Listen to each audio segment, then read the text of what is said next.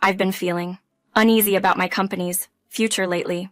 My paycheck has shrunk significantly over the last 5 months, making me worry about job security. I meant to discuss this with you sooner, but I've sensed some awkwardness from you, making it hard to bring up. Despite our company facing challenges, it seems our focus is misplaced on just pushing through the work. Lately, you've hinted that our company might be in trouble, and unfortunately, it appears those concerns are valid. Even though I've overlooked personal aspects because of professional ties, given the current circumstances, I'm re-evaluating everything. Despite someone's skills and international upbringing, personal attributes and workplace dynamics are being scrutinized unfairly. It's disheartening to see how financial worries are affecting my personal life. My spouse and stepchild's demeanor changed drastically when they found out about the company's struggles.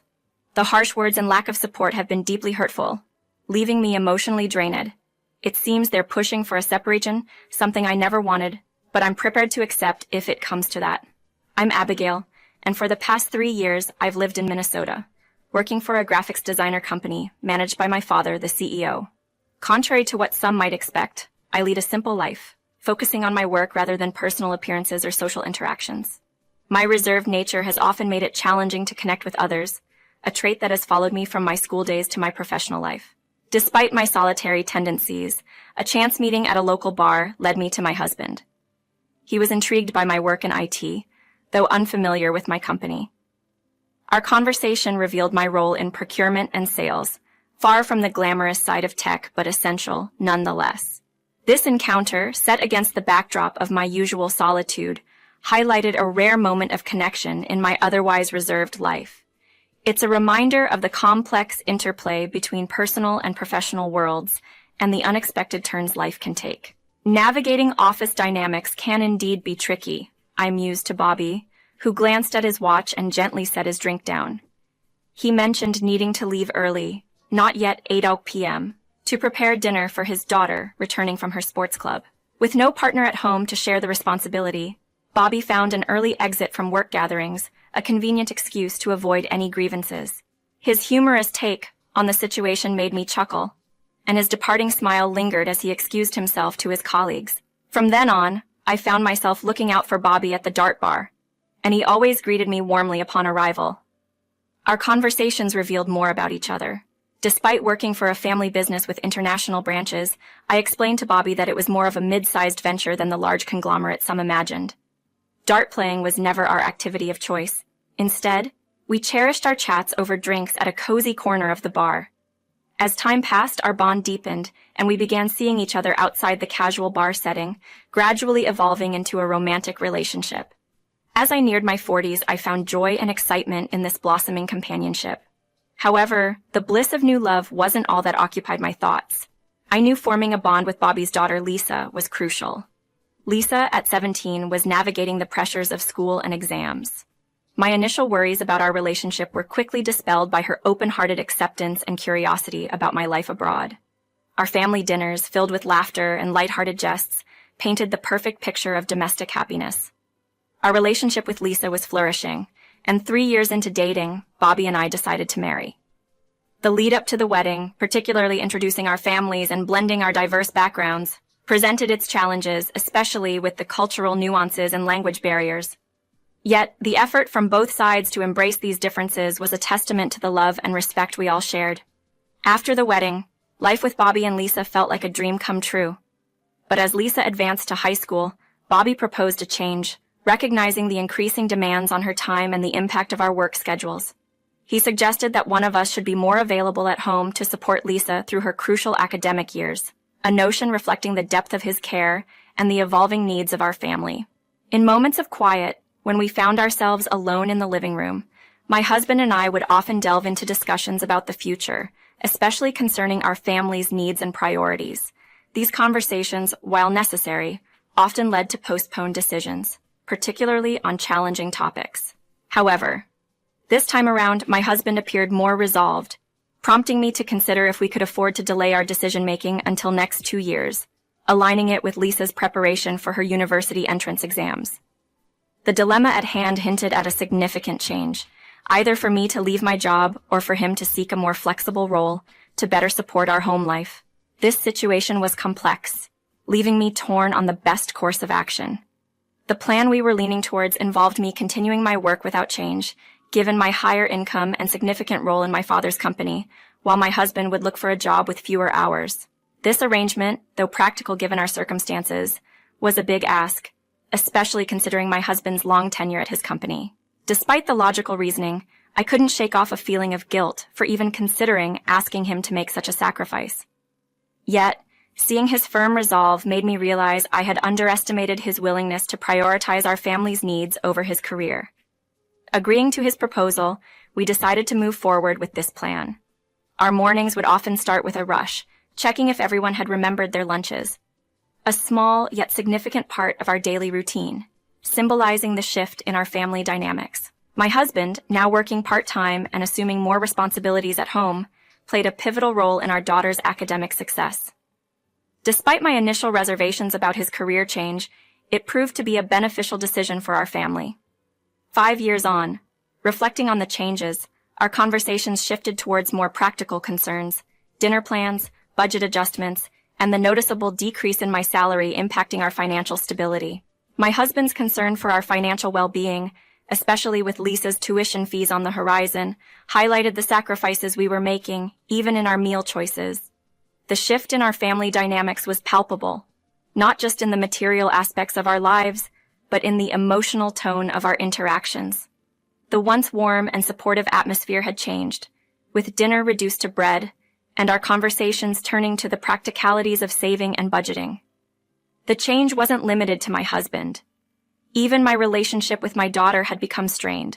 Simple requests or daily routines, like taking a shower, became points of contention, revealing a deeper undercurrent of tension and misunderstanding within our family.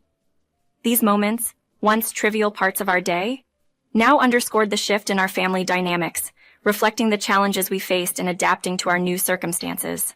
As I navigated these changes, the realization of how much our family had evolved, both for better and for worse, became increasingly clear. The sacrifices made, the shifts in responsibilities, and the changing dynamics within our home were a testament to the complexities of balancing personal and professional lives, highlighting the need for understanding, communication, and adaptation as we moved forward together. Suddenly finding myself ousted from the bathroom before I had fully dried off, I hastened to dry myself, toss the towel into the laundry, and get dressed in the hallway. To my 18-year-old daughter, I might have seemed outweighed, a stark contrast to the days when she showered me with compliments. Now, those memories felt like they belonged to another era. Despite their harsh treatment, I hesitated to confront my husband and daughter, not wanting to exacerbate family tensions. But deep down, I knew my reluctance was rooted in my introverted nature, which made confrontation seem daunting, especially against what felt like a united front from them. In our current family dynamic, it felt as if my husband and daughter had formed an alliance against me, making it feel impossible for me to stand my ground. My fear of conflict and the prospect of feeling isolated led me to avoid addressing the issues head-on. When catching up with my parents over video calls, I'd put on a brave face, claiming everything was fine with Bobby handling household duties and Lisa attending college. These calls, once a source of joy, had turned into a painful exercise of fabricating stories to hide the reality of my situation. The thought of burdening my parents, who lived across the ocean, with my problems seemed too much to bear, so I kept my struggles to myself, swallowing the pain silently. I knew I should stand up to my husband and daughter, or at least share my burdens with my parents, but my introverted disposition made those steps feel insurmountable. Avoiding these confrontations and not discussing the real reasons behind the financial strains in our household only added fuel to the fire. Yet, there was a part of me that believed in the silver lining of inaction, hoping that problems might somehow resolve themselves. This hope seemed to materialize when my husband, after months of tension, initiated a conversation about the financial issues. Caught off guard by his sudden approach, I was reminded of the ongoing challenges we faced, including the potential jeopardy of my job and the resultant financial strain. My attempts to open up about these difficulties were met with immediate resistance, with my husband and daughter quickly jumping to conclusions and casting blame. As they stood together, seemingly united in their criticism, I felt overwhelmed and unable to interject. My introverted nature made it even harder to find my voice in the moment, leaving their hurtful words to hang in the air unchallenged. Their accusations, based on misconceptions about my contributions and the superficial reasons behind our marriage, were painfully unjust. It was a moment that starkly highlighted the complexities of navigating family dynamics, especially when faced with misunderstanding and misplaced expectations. Finding myself in the midst of a heated and hurtful exchange with my husband and daughter, their cruel words cut deep. They criticized me not just for my appearance, but also for my financial contribution, or the lack thereof, as they perceived it.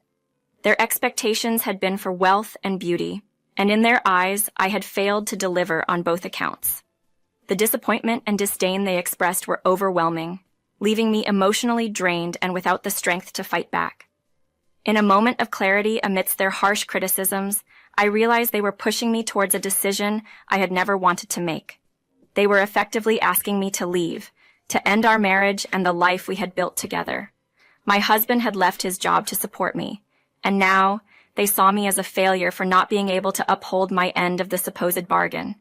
My daughter's look of contempt and my husband's smug expression ignited a fury within me I hadn't felt in years. I couldn't remember the last time I had raised my voice in anger, but now, the injustice of their accusations pushed me to my limit. With a firm resolve, I decided to leave, to pack up my life and move on from the bitterness and betrayal. The divorce, complicated by our international ties, was straightforward in legal terms, and the settlement saw us each walking away with $10 million. This sum, which I had hoped would be used for my daughter's education, became a point of contention and regret, as I later learned of my ex-husband's deceitful actions. 5 months after the divorce, as my former company collapsed and I found myself back overseas, the distance did little to ease the sense of dislocation I felt. The idea of returning to the U.S. lingered, but it was a call from my daughter that brought the past crashing back. Her plea for help and apology revealed a shocking betrayal by her father. He had squandered the money meant for her tuition, demanding she take on the burden of his financial care as repayment for a lifetime of support. This manipulation was a new low, even for him, and hearing my daughter's regret and despair over her past actions and her father's demands left me shaking with anger. In this moment of revelation, my daughter's situation highlighted the extent of my ex-husband's selfishness and manipulation. Despite the distance and the pain of the past, my priority shifted to supporting her through this crisis, to navigate the fallout of his deceit and ensure her future was not compromised by his actions. As I listened to my daughter's apologetic words, my heart raced with a mix of emotions. She confessed how her father's negative talk about me had influenced her feelings, leading her to adopt his unjust criticisms. She admitted to being swayed by his derogatory remarks, but upon reflection, realized that her perception of me was skewed by his manipulation. Her apology, though sincere, highlighted the confusion sown by my ex-husband's deceit. Taking a moment to mute the call, I sighed deeply, grappling with the realization that my ex-husband had crafted a narrative painting me as the antagonist, coercing our daughter into a caretaker role based on falsehoods. His scheme became apparent. Initially, he had planned for our daughter to support him, but upon marrying me, he shifted his strategy, only to revert to his original plan once he presumed my financial stability was compromised by my company's status. The hurtful things my daughter said, under the influence of her father's manipulation, pained me. Yet considering her age and the single-parent environment she grew up in, her susceptibility to his influence was understandable. In recognizing this, I could see she was another victim of his deceit, not just me. My resolve hardened, against my ex-husband for the anguish he caused both of us. My daughter's realization and apology brought some solace, and in that moment, I decided to let go of my resentment towards her, focusing instead on the source of our strife. I reassured her of my support, ending the call with a sense of relief that the daughter I knew, the kind, cheerful girl, was still there. Though my immediate anger subsided, my feelings towards my ex-husband remained unchanged. I awaited the day he would come to understand the full extent of his actions and the regret they would inevitably bring. That anticipation gave me a sense of forward-looking resolve. 5 months after this reconciliation with my daughter, it was my ex-husband who reached out in a state of confusion and frustration. He couldn't comprehend how, despite the supposed financial ruin following the bankruptcy of my company, I was able to support our daughter. His agitation was evident, and I seized the opportunity to correct his misapprehensions, while also savoring the chance to unsettle him further.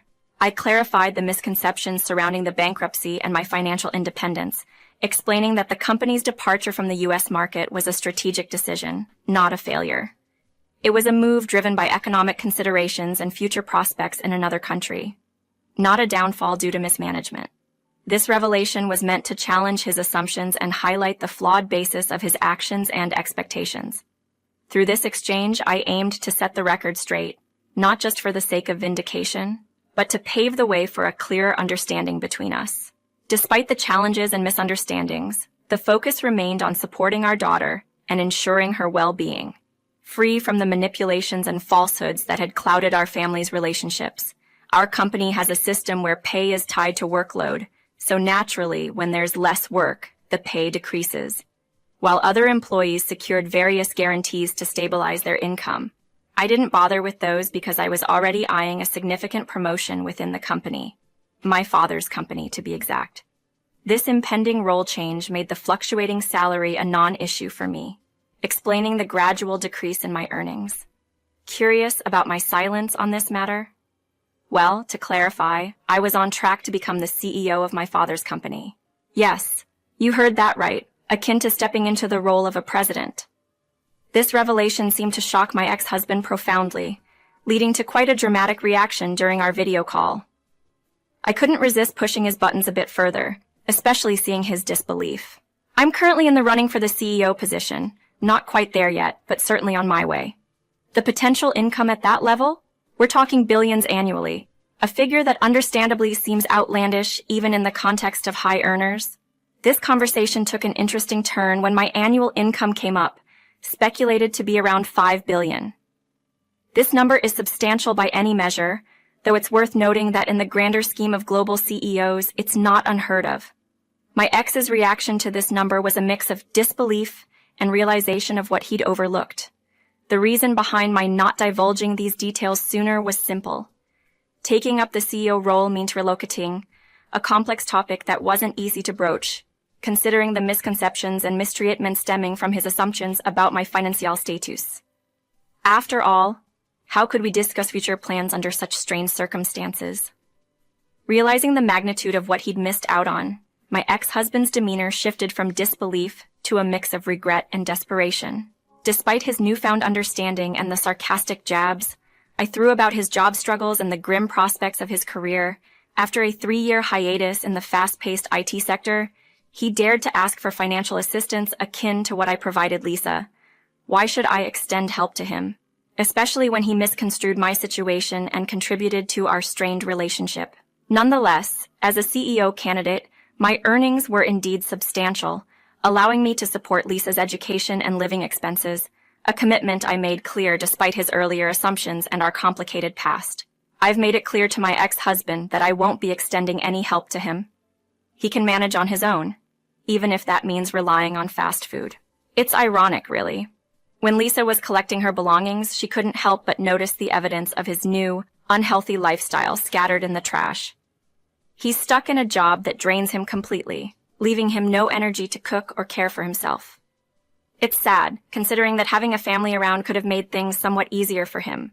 Despite his pleas for me not to leave him to fend for himself, I had to draw the line and prioritize my own responsibilities, ending the call under the pretense of work, despite the late hour. The time difference between us didn't seem to register with him in his moment of desperation. But after our conversation, I learned that the toll of his job, combined with a significant career gap, and his age, proved too much. He eventually had to quit and faced an even tougher job market. With limited options, he settled for a supermarket job, leveraging his past part-time work experience. Yet, this role brought its own set of challenges, including the harsh reality of having to learn new skills at 42 and facing disrespect from younger coworkers. His situation is a stark reminder of the harsh realities of life and the workforce, especially for those trying to make a new start later in life. My ex-husband's journey has been tough, with no family support to fall back on. Our daughter is focused on her future, thanks to the financial support I've provided, leaving no room for him in her life. As for me, I'm deep in the throes of preparing to take over my father's company as CEO. It's a challenging transition, filled with learning and adapting to new systems and overcoming various obstacles. Despite the pressures, I'm motivated by the prospect of visiting my daughter in the U.S. once a year, a trip I eagerly anticipate. My next visit will be particularly special, as I'll be staying with my daughter, marking my first overnight stay in her space. These moments of connection with her are what I look forward to the most, serving as a reminder of the importance of family and the support we provide each other, even from afar.